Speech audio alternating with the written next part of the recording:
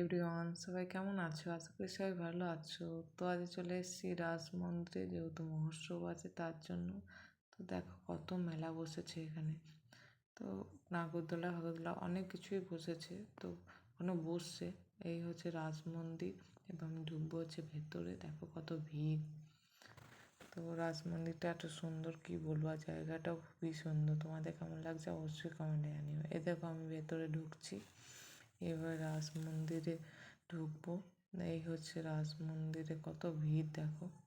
রাজ মন্দিরটাও তোমাদের সঙ্গে দেখাবো। দেখো, দেখতে থাকো ভিডিওটা। তো এই হচ্ছে রাস ঠাকুরটা কত সুন্দর করেছে। তো এই হচ্ছে মহোৎসব খাওয়াচ্ছে যে জায়গাটা, সেই জায়গাটায় কত ভিড় দেখো। এখানে 5,000 লোকের আয়োজন থাকে, তার বেশিও হয়। এবারে মিনিমাম একটা আয়োজন করা থাকে, তারও অনেক বেশি হয়। এবারে তো আরোই বেশি। তো দেখো, এই হচ্ছে আমার আজকে খাওয়া দাওয়া কমপ্লিট। সেদিন মন্দিরে প্রণাম টনাম করে বাড়ি টাড়ি যাবো এবারে।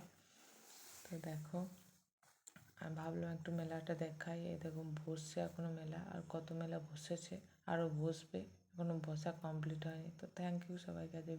ভিডিওটা এই অবধি থাক, দেখা হচ্ছে নেক্সট ব্লগে।